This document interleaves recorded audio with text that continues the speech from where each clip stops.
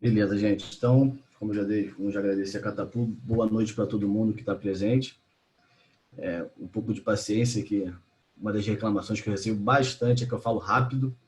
Então, se ficar dúvida, pergunta, não deixa passar, que eu vou me empolgando aqui, vou falando, e aí acaba ficando coisa para trás. Tá? Isso aí foi um título que a gente definiu em conjunto com o Eduardo, que na verdade, como escolher o exercício, uma abordagem prática e teórica. A gente vai falar basicamente dos jogos reduzidos, mas vamos também dar outros exemplos. Para falar de treino, antes de escolher qualquer exercício, eu tenho que definir alguns princípios básicos. Não necessariamente aqueles princípios do treinamento que a gente aprendeu lá na faculdade, mas são os princípios do que eu quero para o meu treino, né? E o principal princípio que eu gosto de falar que é o princípio da especificidade. É um dos que a gente aprendeu na matéria lá de treinamento esportivo, mas eu boto ali um novo princípio da especificidade. O que seria isso? Quando eu falo especificidade e falo de futebol, eu quero realmente falar do jogo. Então, o que eu quero treinar é o jogo. Então, está muito ligado ao modelo de jogo do treinador, à cultura do clube, tá? E os princípios que eu quero para a minha equipe, que a minha equipe execute. Então, não só a especificidade das ações, da questão física do todo, mas sim um contexto mais geral de especificidade. Tá? Outro princípio que eu gosto de falar é a alternância das cargas. Por que eu gosto de falar isso? Não adianta eu ter tudo todos os dias. Então, eu saber escolher o exercício para encaixar em cada dia da semana, conseguindo essa alternância, que eu consiga recuperar de um dia para o outro com exercícios de características diferentes, eu considero um princípio para mim importante do treinamento e primordial para que eu sempre chegue na sessão seguinte pronto para ter aquisição, com ênfase em parâmetros diferentes. E eu vou dar os exemplos mais para frente. E o princípio que tem todo a ver com a apresentação de hoje, que é o princípio do controle das cargas. Tá? Que nada mais é não somente eu controlar a carga individual do atleta, mas poder controlar a carga dos exercícios e, com isso, manipulá-los de acordo com a minha necessidade. Seja no mesmo dia, seja na mesma sessão, ou seja durante uma semana inteira ou mais tempo. Então, o GPS, desde que ele surgiu, ele vem possibilitando um melhor controle desse processo. Eu gosto de dividir, e eu consigo identificar muito bem essas capacidades através do GPS. Eu gosto de dividir em força, tá? Em resistência e em duração. Eu gosto de falar que são os pilares físicos. E a partir do surgimento do GPS, a Catapult foi uma das precursoras, eu consigo identificar claramente no exercício que eu estou propondo de qual é a aquisição que eu estou tendo naquele exercício, naquela sessão de treinamento. Então, isso facilitou muito. É lógico que tem muitos clubes que não têm GPS, e mais um motivo para que a gente consiga identificá-los e que sejam transmitidos para que as pessoas consigam organizar, ou seja, as pessoas vão saber o que cada exercício está gerando. Tá? Dando sequência e aí já falando o que eu comentei no início, né, que a palestra ser baseada nos jogos reduzidos, e aí antes que as pessoas já comecem a achar que o Fábio só gosta de jogo reduzido. Não. E quando a gente fala de especificidade, o que pode me dar de melhor dentro do futebol? É tentar trazer uma situação mais real para o jogo. E os jogos reduzidos me trazem isso. Além, é claro, e já foi comprovado isso em diversos estudos, que o jogo reduzido consegue suprir a minha necessidade, minha aquisição física, consegue suprir a minha necessidade, minha aquisição técnica, assim como suprir a minha necessidade tática do jogo. E também vem se discutindo muito, bastante estudado, e até mesmo aqui no Brasil, e aí pode citar a Universidade de Viçosa, que eu boto esse artigo, a capacidade mental e o controle da fadiga mental através dos jogos reduzidos. Vocês podem ver que está marcado aí em vermelho. Após o artigo, resumindo o artigo, após uma carga mental, uma sobrecarga mental, levando o atleta a uma fadiga mental, como é que era a resposta nos jogos reduzidos seguintes a esse aumento da fadiga mental? identificou-se que ele não tem perda de capacidade física, mas tem perda de organização tática e de questões técnicas. Né? Então, isso, além da questão física, técnica e tática, também vem se comprovando que o jogo reduzido ele é muito viável para as questões, para a melhora das questões mentais, cognitivas também do jogo. E por que o jogo reduzido é considerado assim algo bastante específico do treinamento de futebol? Ele é um jogo que tem bastante cooperação, além da oposição. Ele é um jogo que é imprevisível, ele é complexo e ele é íntegro, ou seja, ele reproduz bem próximo o jogo de futebol. Além, é claro, que já foi dito anteriormente, ele envolve os 4 pilares ali, mental, físico, técnico e tático, dentro de uma mesma situação. Eu vou tentar passar essa questão teórica bem rápido para eu mostrar realmente no final os exercícios, tá? E aí que a gente possa gerar discussões. Aí o Barcelona, no ano passado, publica esse artigo, que é muito bom o artigo, na página dele. Serão os jogos reduzidos a solução para todos os problemas? E o artigo ele fala, ele cita 2 jogos reduzidos de 4 contra 4, depois quem quiser ver tem a metragem lá, metro quadrado por jogador, 6 contra 6, e identificam que tem poucas ações de velocidade, né? E realmente vão ter poucas ações de velocidade. Geralmente os formatos que são identificados com 4 contra 4, com 6 contra 6, e as regras, por muitas vezes impostas nesses jogos, eles realmente permitem poucas ações com esses parâmetros de velocidade. Tá? E aí eu cito o Riboli 2020, que dizem que aumentar proporcionalmente ao metro quadrado por jogador aumenta a possibilidade de distância total e distância intensa, que são distâncias acima, e aí cada clube tem o seu protocolo, 18 por hora, 20 por hora, tá?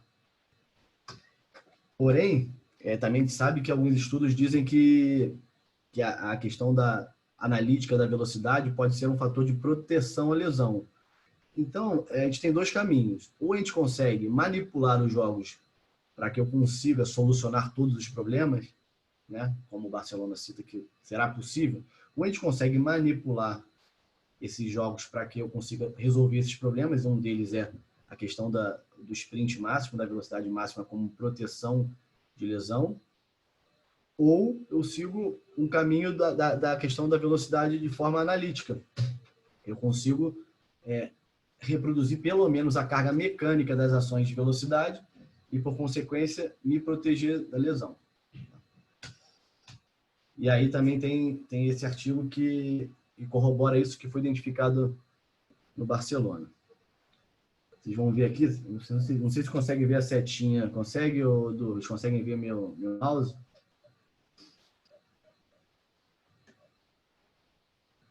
Consegue, né? Então, no jogo, geralmente tem 1,7 metros por minuto em sprint. Num jogo de 6 contra 6, gera 0,1 metros por minuto. E num jogo 4 contra 4, gera 0,2 metros por minuto de velocidade. Diferente dos parâmetros de aceleração, que no jogo é 0,8 números por minuto, e num treino de 6 contra 6, 1,2 e 4 contra 4, 1,7. Ou seja, esse artigo identifica que é muito mais fácil eu manipular os jogos para gerar estímulos de aceleração do que estímulos de velocidade. E eu concordo com isso. Foi o que eu falei antes. A gente tem que saber manipular o jogo para poder ter os resultados que a gente quer. Não adianta a gente só reproduzir jogos que a gente viu ou que a gente leu e achar que aquele jogo vai reproduzir o que aconteceu com outro público, né? Porque isso também é muito normal. O público que eu tenho, talvez um 6 contra 6 num formato mais vertical, eu consiga já identificar ações de velocidade. Mas com outro público, outro clube, com outra cultura de clube, com outra cultura de jogador, eu não consigo, com o mesmo exercício, ter a mesma resposta. Então, eu tenho que manipular a regra, tenho que manipular espaço vazio para preenchimento, eu tenho que jogos de transição, talvez, jogos de progressão. Tá? Vamos dar sequência aí. Falando em manipular o jogo, a gente tem diversos artigos, eu cito um aqui e eu gosto bastante do Ometo, né? Que também tem em conjunto com o Fabrício e com o pessoal lá, com o Israel, que ele fala que o nome que a gente vai identificar bastante nos artigos é a questão do constrangimento, né? O constrangimento dos exercícios, dos jogos reduzidos, para atingir as capacidades que eu quero, ou capacidades, eu falo muito da parte física, né? Mas também os comportamentos, principalmente, os princípios que o treinador quer para a sua equipe. Tá? Então, só mais para citar e para falar desse artigo, que tem muita gente até no Brasil, a gente fica muito ligado às vezes a ler as coisas da Europa, que realmente são boas, mas a gente tem gente no Brasil estudando isso e estudando bem. Eu já citei um de fadiga mental do Brasil, já estou citando um aqui de manipulação. E o que seriam esses constrangimentos? São três formas principais de você constranger. A tarefa, o indivíduo e o ambiente. A tarefa, são os constrangimentos mais conhecidos, né? É você mudar o número de jogador, mudar o formato do campo, o tamanho do campo, a regra, o feedback do treinador, a questão dos alvos, e a gente pode achar na literatura as outras. De indivíduo é você manipular, talvez nos jogos reduzidos, botar, por exemplo, atletas de idade diferente em times iguais. Não botar, por exemplo, só o pessoal mais velho num time, ou só o pessoal mais novo no outro. O nível técnico influencia também nas respostas do exercício, o nível de experiência, até mesmo a relação afetiva do indivíduo pode influenciar no rendimento dele. Também e continua a insistir, né? Não é no rendimento só físico, tá? No rendimento como um todo. E o ambiente, temperatura, tipo de solo, luminosidade, grama. A gente repara muito, por exemplo, grama sintética dá mais velocidade, uma grama mais alta, a bola para mais, isso influencia também nos comportamentos. Um time, por exemplo, que é um time que tem bastante posse de bola, você bota jogos menores com posse de bola, o jogo parece que não anda, né? O jogo fica lento, a qualidade técnica talvez não sobressaia. Aí você tem algumas soluções, talvez aumentar o tamanho do campo, talvez diminuir o número de pessoas para que esse jogo possa fluir melhor. Quando a gente fala de tarefa, eu citei ali, o principal são o número de jogadores, né? E o tamanho do campo. E esse tamanho influencia, seja ele grande horizontal, seja ele grande vertical, seja ele pequeno, posicionado talvez numa situação mais real de jogo, baliza, seja ele sem baliza, isso tudo sofre influência. Para vocês terem a noção disso, você pegar um jogo inteiro e uma área inteira de um campo e dividir pelo número de jogadores, você tem 324 metros quadrados. Tá? E ainda tem um impedimento no jogo, né? Mas você tem, de certa forma, 324 metros quadrados. Aí, se você for ver, por exemplo, um jogo de 4 contra 4, formato de 52 por 40, você vai ter lá 208 metros quadrados por jogador. Qual a tendência de acontecer mais aceleração aqui do que distância intensa, comparando talvez com um que tem um metro quadrado menor, que é o da direita. Apesar de ser o mesmo tamanho, ele tem mais jogadores. Correto? E aí também fica claro aqui a questão do deslocamento. Você às vezes aumenta o espaço, você possibilita o atleta, tá vendo? A diferença de talvez 70 metros quadrados por jogador e o formato do campo mais vertical, a possibilidade de ele ter sprints maiores, você vê que eu boto setas ali com maior exposição, vai gerar talvez parâmetros físicos e até comportamentais diferentes. Tá? E aí vou atingir os parâmetros físicos que eu quero dentro desse trabalho, seja ele de força, seja ele de resistência e seja ele de velocidade. E por que eu voltei nisso? Porque quando a gente fala de jogo reduzido, eu não consigo simplesmente falar esse trabalho é de força. Porque eu não consigo isolar nenhuma dos três pilares que eu falei de uma forma completa. Porque para o jogador atingir velocidade, ele pode fazer força antes. Para o jogador, se eu faço um trabalho de força e dou recuperações diferentes, eu posso atingir resistência. Então, nada está isolado. Isso é uma vantagem do jogo reduzido e prova que quanto melhor você manipular o jogo reduzido, melhor você vai conseguir recuperar de uma sessão para outra. Porque se eu faço tudo todos os dias, ou seja, eu manipulo jogos que eu tenho muita força, muita resistência, muita velocidade nesse dia. No dia seguinte eu faço tudo de novo, eu não consigo recuperar o sistema energético predominante para cada valência. Então, em vez de eu estar tendo aquisição de cada valência em dias diferentes, eu vou ter aquisições de dias seguidos. Isso, em vez de me ajudar, pode me atrapalhar. Eu recupero pouco, estou sempre mais fadigado e estou mais próximo de machucar. Tá? Então, para que eu quero saber isso? Para que eu quero saber qual parâmetro trabalhar? Para que eu quero saber o que esse jogo me proporciona realmente? Simplesmente para me organizar melhor, eu poder programar a semana e poder me organizar. Então, a minha proposta, né, que eu falei para o Eduardo apresentar, é das situações que eu consiga me planejar melhor, mostrar que eu consigo manipular o jogo para atingir as cargas que eu quero, só constrangendo esse jogo nas maneiras do que eu falei antes, principalmente na tarefa, que é, resumidamente, isso daqui. Eu mudar número de jogador, formato, campo, regra, feedback, alvo, tempo, e aí eu vou te dar diversos exemplos. Com isso, construir o metro quadrado para o jogador ideal porque eu quero aquele dia. Eu mudando o metro quadrado para o jogador, eu mudo a densidade do exercício, tá? E indico o pilar físico predominante para o dia. Tá? E aí vocês vão lembrar, talvez, lá no microciclo, morfociclo, que é um dia de tensão, um dia de duração, um dia de velocidade, um dia de recuperação. Então, eu consigo, sabendo o que cada jogo vai gerar, sabendo onde eu consigo encaixar melhor cada exercício. Tá? Consigo ter a previsão, organização e gerenciamento do meu dia, da minha semana. Algumas considerações sobre alguns jogos ou sobre algumas regras, né? Só uma aguinha aqui. Menor número de ação de alta intensidade nos jogos de posse de bola em comparação com jogos mais formais, mais regulares, com baliza e etc.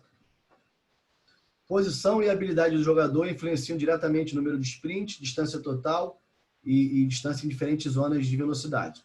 É a questão lá do constrangimento do indivíduo, né? Experiência, qualidade e aí a posição. Os coringas, eu gosto de falar que é bastante usado, coringa, apoio. Eu falo coringa, os que estão dentro, tá? Apoio são os que ficam fora. Os coringas podem diminuir a demanda física. E isso o artigo deixa bem claro. Por que ele diminui a demanda física? Porque quando você gera uma superioridade, a tendência é melhorar o comportamento defensivo coletivo. Ou seja, eu sei que tem um a mais, eu sei que eu não vou vai ter sempre alguém sobrando se eu fizer algo de forma marcação talvez individual. Meu time tende a se organizar melhor e coordenar melhor a relação interpessoal. E aí, gente, já deve ter uns 20 minutos, eu vou falar agora dos constrangimentos de tarefa individualmente, mas vou dar ênfase à parte física, tá? Não pensem que eu só gosto da parte física, não. É porque é mais teórico mesmo e a parte dos exercícios vai deixar claro, tá? Quanto mais eu aumento o meu campo, tá? É a minha tendência eu aumentar a distância total, eu aumentar o lactato, PSA e frequência cardíaca. Quanto mais eu diminuo o meu campo, eu aumento a aceleração, desaceleração e o PSE abaixa. Vocês já podem perceber que nos dias de tensão, lá nos dias de ronda, de jogo reduzido, eles ficam com a perna mais, o relato da perna mais pesada, mas um cansaço menor geral. Em compensação, a gente tem bastante ação neuromuscular ali de aceleração e desaceleração. Inferioridade numérica, até que citei o exemplo do Coringa ali. Quanto maior a superioridade, você diminui a frequência cardíaca e PSE. Quando você está em inferioridade, você aumenta a frequência cardíaca e PSE. A sensação de esforço deles é maior, além de, como eu disse anteriormente, melhorar, e eu cito aqui, melhora a organização defensiva coletiva. Tá? E aí eu cito também a questão do Coringa. A mudança de alvo aumenta a frequência cardíaca, aumenta a distância intensa e a frequência cardíaca diminui. Quando eu tenho um alvo só, a tendência é que eu vá em direção a esse alvo de forma mais direta, né? Que é o gol lá. O exemplo aqui é o gol central. Quando você tem gols paralelos, que não é uma coisa mais vertical, a tendência é que você circule mais bola, use mais corredor, você acaba diminuindo o número de ações intensas, acima de 20, porque você verticaliza menos o jogo. Tá? E aí, voltando a agradecer aí ao Meto, né? Os slides eu peguei do artigo dele. Tá? Não sei como, não podia deixar de fazer esse agradecimento. E também agradecer ao Rabelo aí, o Felipe Rabelo, que essas fotos bonitas aí, eu vou ver também dele. Vamos embora.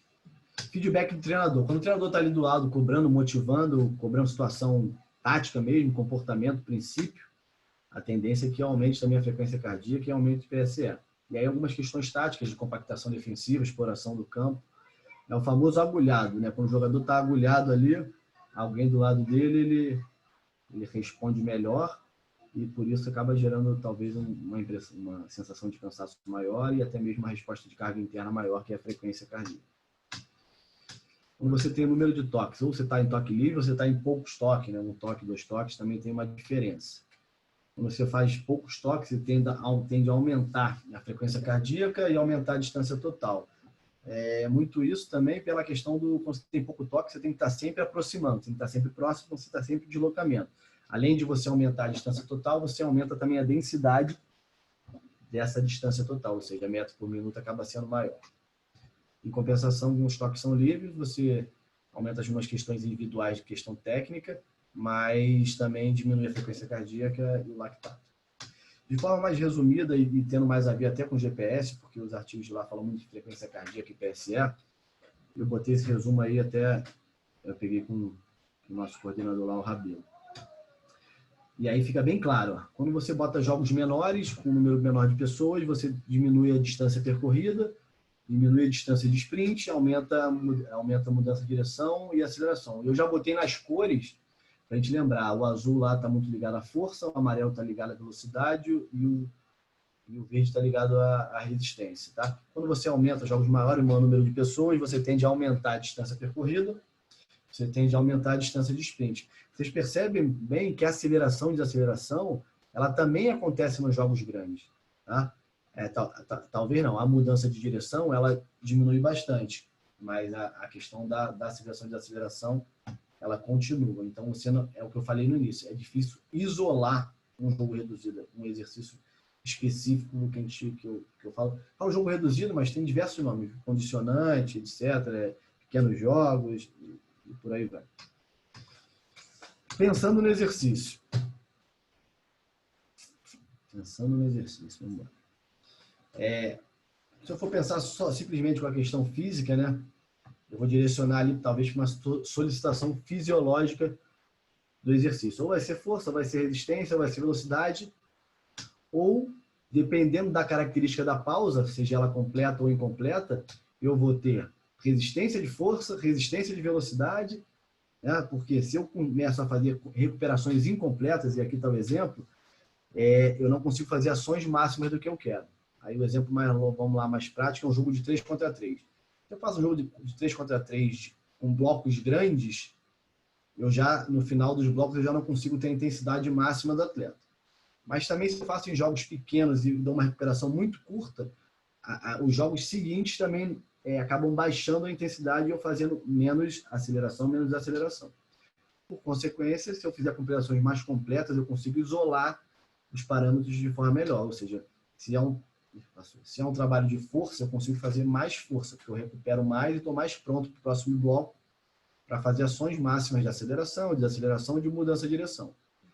Assim como também se eu faço blocos menores, eu consigo por menos tempo manter uma intensidade maior. Aqui eu dou um exemplo de um rondo, tá? Uma parte, um rondo aqui, 4 contra 2. Os que estão dentro, um está pressionando, tá? Os que estão fora estão criando linha de passe, mas de forma direta, e aí não se prendam o centro do jogo é tantos metros da bola. Não se prendam aí, se prendam a situação que está ocorrendo. Então, quem está com a bola é o que está de fora, 2 estão dando linha de passe. Então, vocês estão dando linha de passe, eles têm que acelerar para dar linha de passe. Então, vocês estão acelerando para dar linha de passe, eles estão próximos da situação, estão dentro do centro do jogo. Os 2 que estão dentro, um está pressionando, o outro está criando uma cobertura defensiva. Correto? Então, esse aqui seria o centro do jogo. De dentro, bastante aceleração e desaceleração, mudança de direção, os que estão por fora, criando linha de passe. Quem tá fora desse centro de jogo, que eu estabeleci como sendo esse, poderia talvez aumentar, mas eu estabeleci para a figura ficar bem clara, quem está fora desse centro de jogo está participando. Como? Criando linha de passe também, para essa bola sair da pressão e consiga, talvez, se eu for transportar para uma situação de jogo, fazer uma inversão de jogo. Tá? Esse outro exemplo já seria um 4 contra 2. onde eu consigo descontinuar melhor a situação do jogo. Então, é um 4 contra 2 mais 2 apoios. Então, esse jogador tem duas situações de jogo mais claras, né? Que a bola vai para um lado. A bola indo para esse lado, eu tenho uma linha de passe, eu tenho uma pressão, uma cobertura.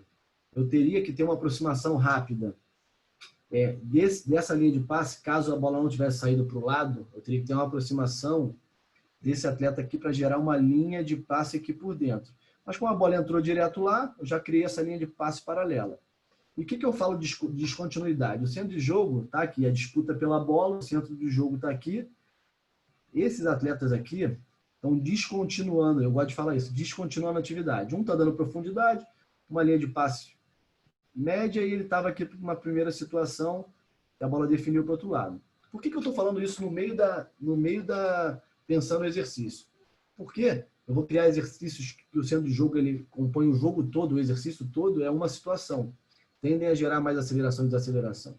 Por exemplo, esse 4 contra 4, ele é um jogo que tem aceleração e desaceleração, tem mudança de direção, mas eu dentro do próprio jogo, eu consigo ter um centro de jogo menor e atletas aqui, de certa forma, recuperando para que quando a bola entre aqui passe a ser o centro do jogo e ali eles recuperam.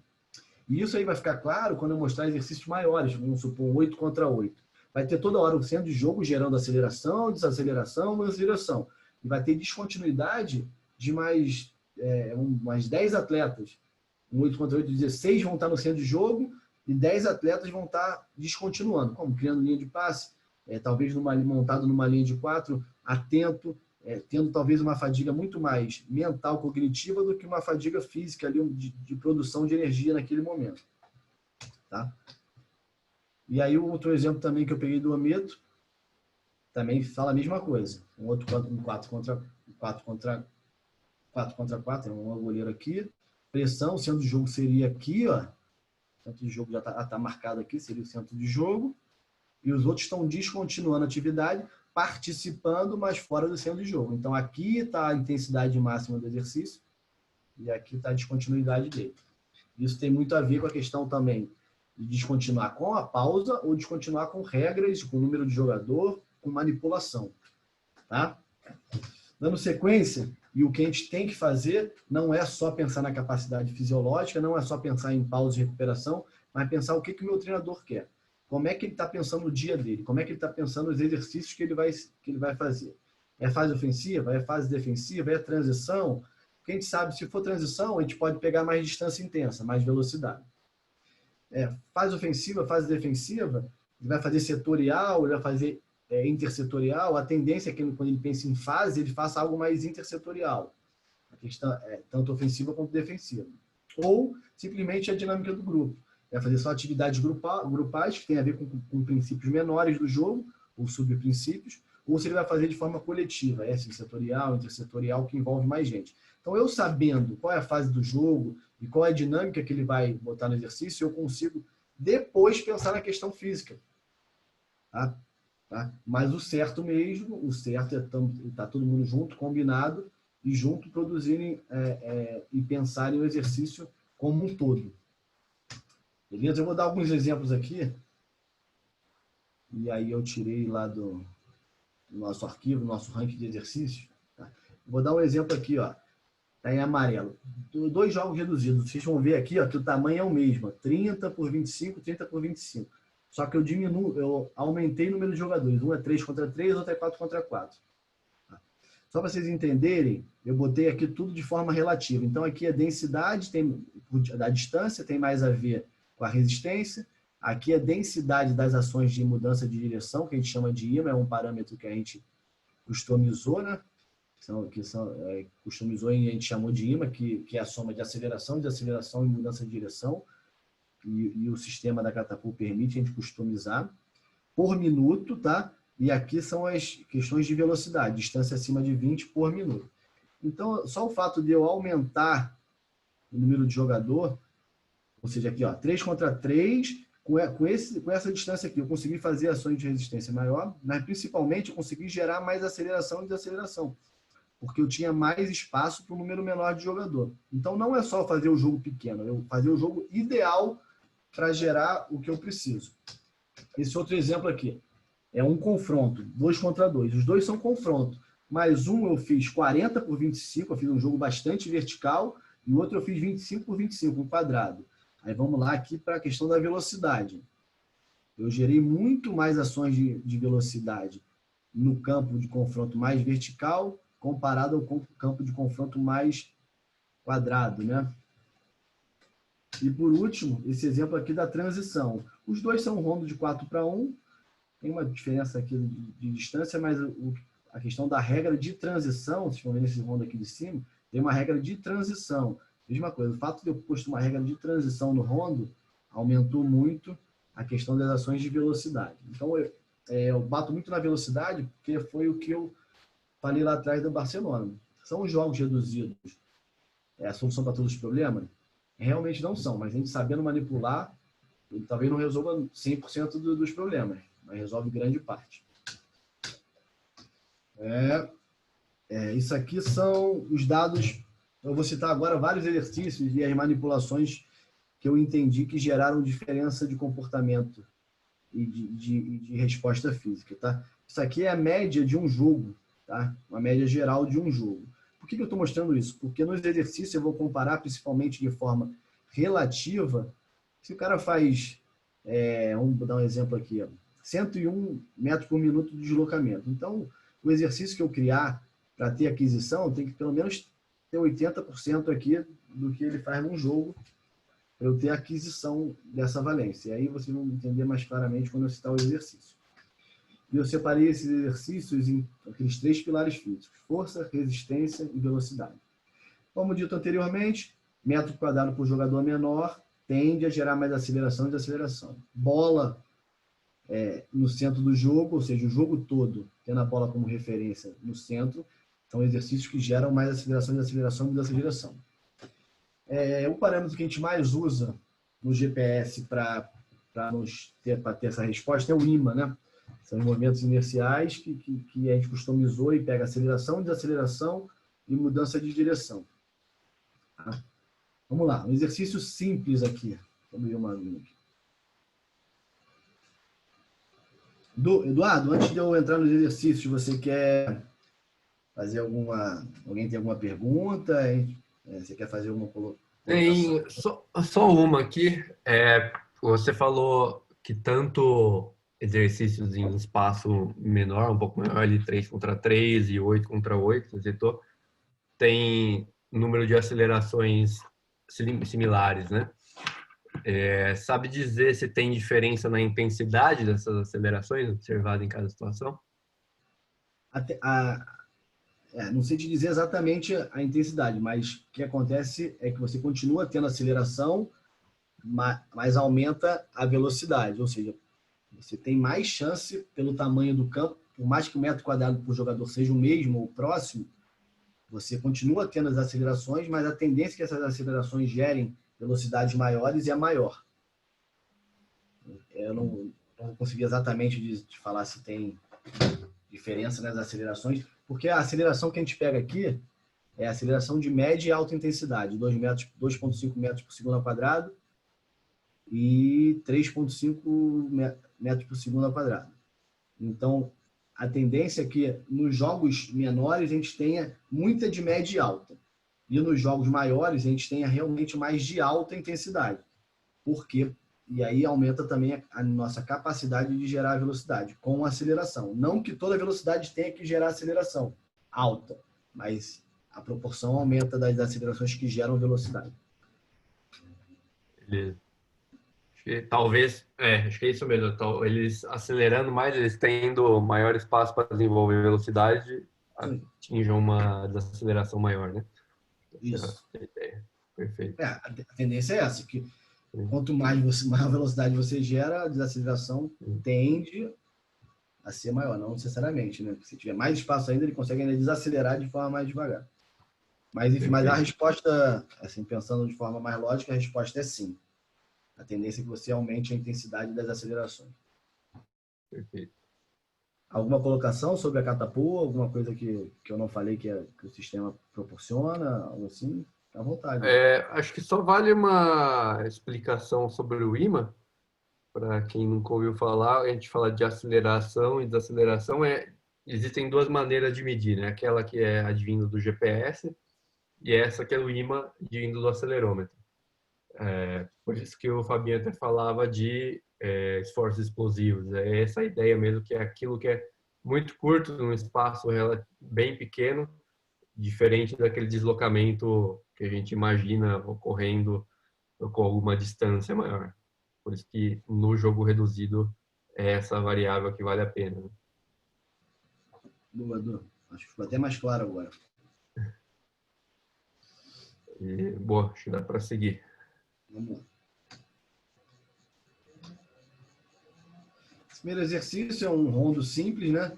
E aí eu acabei citando ele lá na frente. Os dois de dentro, que geram bastante aceleração de média e alta e bastante mudança de direção. Os de fora, eles criam linha de passe. E aí vocês vão ver no meu mouse aqui, ó. Se no jogo eu crio esses esforços explosivos, tá? Que era do outro clube, a gente customizou com esse nome, esforço explosivo, mas também é a mesma coisa, aceleração, desaceleração, mudança de direção.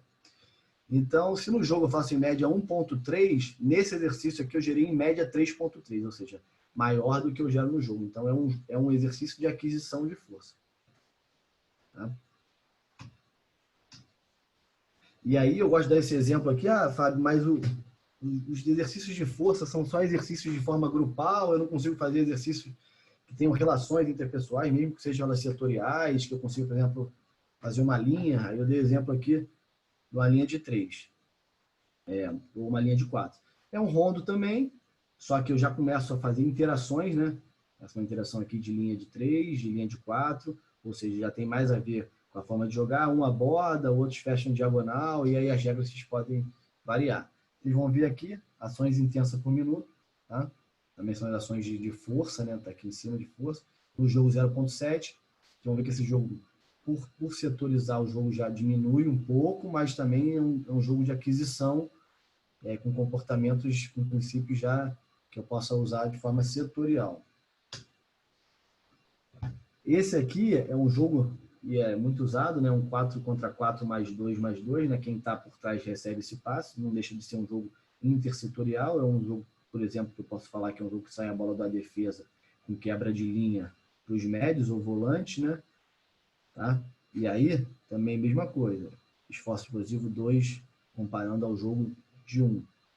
Aí você vai manipular eles de algumas regras, mas o mais importante dizer, ó, a gente tem delimitação ainda de área.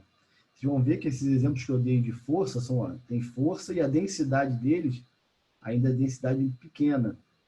Tá?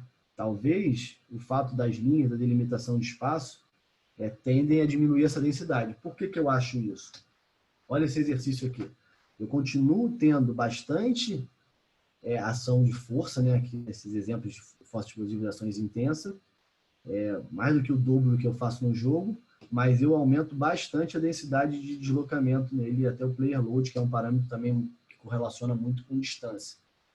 Então, só o fato de eu ter tirado a linha, lógico que muda algumas regras, o alvo, né, tem mais alvo, mas eu acredito muito que o fato de eu ter deixado de delimitar o espaço para os jogadores, por mais que eu tenha posto ele na posição, eu aumento a densidade, tá, do jogo. E aí acabo, se eu não manipular bem, ou se eu não usar bem, acabo sendo um jogo bastante fadigante. Então, eu acabo entrando numa resistência de força. Foi aquilo que eu falei, de saber manipular pausas, tá, para poder eu conseguir fazer mais blocos e o atleta não esteja cansado até depois da primeira atividade do dia. Tá? E um jogo mais formal também tende a acontecer isso. Bastante aceleração, bastante força, mas também gerando um pouco de resistência. Lembra que eu falei lá no início a questão dos alvos? Olha isso aqui, ainda tem um deslocamento metro por minuto, mas é menor do que o daqui. Por quê? Porque aqui, lembra que eu falei lá, questão de ter mais alvos, aumento de deslocamento, troca de corredor, a tendência é que aumente o deslocamento metro por minuto, aumente a densidade do jogo. Beleza? Resistência. Resistência são os parâmetros que a gente usa mais: distância total, densidade metro por minuto, e a TRIMP, que é tá ligado à frequência cardíaca que reproduz muita carga interna do atleta. Tá? Então, geralmente são blocos, estímulos de tempo maior, né? 1 metro por quadrado por jogador maior, e geralmente acontecem em dinâmicas coletivas, sejam elas setoriais ou intersetoriais. Esse primeiro exemplo aqui é uma posse de bola mais simples, né? 3 times, 2 com bola, outra pressionando, né? Aí você tem uma densidade aqui alta, mas ainda não é a máxima, tá? E por que eu boto esse exercício? Porque logo em seguida eu mostro esse daqui. É um exercício também de posse de bola, mas eu manipulei com apoios externos e com regra que eu marquei aqui de 1 toque. Tá? E como eu falei anteriormente, só de eu manipular regras com menos toque, eu aumento a densidade do jogo. Então, quando a bola entra no apoio e só pode dar 1 toque, eu tenho que ter alguém sempre próximo para receber essa bola. Então, olha aqui, aumenta bastante a densidade, um trabalho de bastante resistência, tá? Apesar de não isolar a força. Lembra lá na força, naquele resumão até que eu falei que eu peguei do Felipe? Que você tem campos maiores também, pega força. Também, principalmente aceleração e desaceleração. Menos mudança de direção, mas aceleração e desaceleração. Esse exemplo eu gosto de dar porque também a gente fala em resistência, a gente só fala talvez de exercícios intersetoriais, coletivos, 10 contra 10, 8 contra 8, mas são exercícios de 5 contra 5, tá? Um jogo de circulação, de ataque ao espaço aqui por entre os cones, e que tem 3 atletas que vão fazer a defesa aqui. Então, esse jogo acontece um 5 contra 5, que quando a bola passa por entre os cones, vira um 4 contra 3, um ataque rápido aqui para finalizar no gol. O que proporciona eu conseguir manter esse jogo por mais tempo? Esses 3 atletas aqui estão descontinuando, eles não estão participando aqui dentro dos movimentos de aceleração, desaceleração, de mudança de direção, então estão, de certa forma, descontinuando o exercício. Então, eles vão revezando. Então, eles fizeram a ação aqui, eles vão para dentro, vem outros 3. E depois eu troco para o time azul poder fazer a mesma coisa. Então, isso proporciona fazer blocos maiores e poder usar esse exercício, talvez, em primeira atividade, num dia que seja mais de resistência. Mas eu lembro, continuo não isolando a força. Apoios de fora aqui, é um jogo maior, meio campo, um 10 contra 10, apoios externos, circulação, bola rolando. Quando a bola entra no apoio, a bola é soltada do outro lado. Isso gera uma compactação mais horizontal, né, para defender o gol, aumenta o deslocamento metro por minuto e, por consequência, por essa compactação ter que ser rápida, proteger o outro lado, continuo tendo ações de aceleração e desaceleração. Aqui também é uma coisa importante que eu já citei lá atrás, é um jogo com 3 alvos, densidade alta, o fato de eu diminuir o número de alvos, o tamanho do campo mesmo, eu já começo a introduzir, o que eu falei lá atrás, densidade de velocidade, ações acima de 18, no caso aqui, que era o parâmetro que a gente usava, e percentuais do tempo da distância total relacionada com ações de sprint ou de distância intensa. Tá? Só o fato aqui, ó, eu tenho 3 alvos, maior circulação, maior troca de corredor, maior troca de bola, tem densidade alta. Beleza. Botei um gol só, verticalizei, continuo com a densidade alta, mas tenho mais ações de velocidade. Chegando já na parte de velocidade, a gente fala aqui principalmente de ações acima de 19 por hora, né? A gente separa aí acima de 19, distância intensa, e acima de 24, sprint, tá? E aí o que vale a gente falar? Jogos verticais, jogos de transição, jogos de progressão, ataque à linha, jogos de troca de campo, que são jogos de transição, são importantes na manipulação de exercícios que eu queira velocidade. Os parâmetros que a gente usa são esses 2 que eu falei, acima de 20, acima de 24, que é sprint, mas entra muito nesses exercícios a tentativa de manipular para ter velocidades talvez absolutas, que é o que eu falei no início da apresentação na questão da prevenção de lesão. Então, quanto mais carga mecânica eu tenho de distância, de velocidades absolutas máximas, maior é a minha proteção contra fadigas, contra lesões musculares. Tá? E aí, manipulou, não consegui, beleza, vamos fazer de forma analítica, porque na pior das hipóteses, a gente tem a carga mecânica de desaceleração, de aceleração em alta intensidade.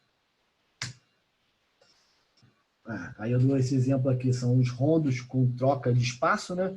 Então, o rondo está acontecendo aqui, eu posso criar diversas regras, cor de colete, só troco o vermelho, só troco o azul de forma paralela ou de forma mais vertical. Eu vou trocando aqui e vão fazer estímulos de 20 metros, eu posso aumentar para 30 metros. Tá? Troca todo mundo corre, o último que chegar, os dois últimos que chegarem, no caso aqui, que são 4 contra 2, estão também estão dentro do quadrado, estão marcando. Tá? Então, que gera bastante percentual de distância intensa. Vocês percebem que força aparece em tudo, né? Esse é um cuidado que a gente tem que ter. Um jogo de transição, uma superioridade numérica de um lado, roubou a bola, conseguiu tirar da pressão, corre todo mundo para o outro lado, fica esperando o atleta aqui para a transição. Tá?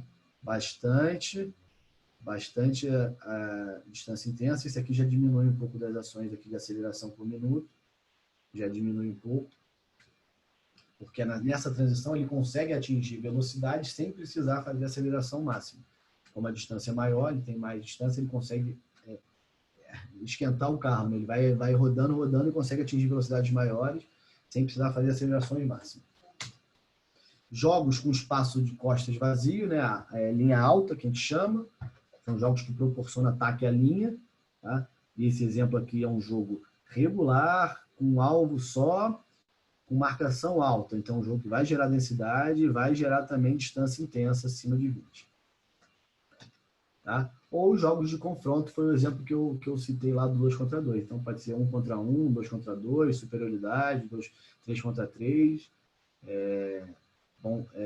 Vão gerar, além de comportamentos individuais que podem ser corrigidos, vão gerar também bastante ações de alta intensidade.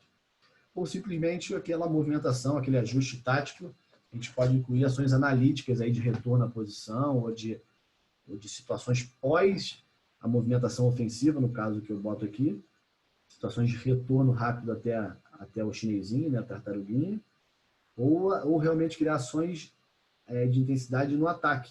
Ou seja, o lateral vai fazer mais ação porque no jogo ele realmente faz mais ação. Então, proporcionalmente, aqui ele vai fazer mais ações com distâncias maiores. Ultrapassagens, progredindo e cruzando para uma situação de ataque. Ou mesmo numa saída de bola, eu fazer uma situação de saída de bola e criar uma forma analítica de gerar velocidade máxima. Também um quadro também que eu peguei do Omito, né? Um quadro de constrangimento, de manipulação dos espaços, das regras para comportamento estático. E aí fica à disposição para vocês, eu vou deixar com o Eduardo. Antes de terminar, o Eduardo, eu queria agradecer também ao pessoal lá do clube, né? O Túlio, ao Tadashi, o Zanardi, e o pessoal que está assistindo mais aí, não sei quem está. Também me ajudaram aqui na composição dos slides, né? No que eu ia falar, foi importante ali para uma construção em conjunto.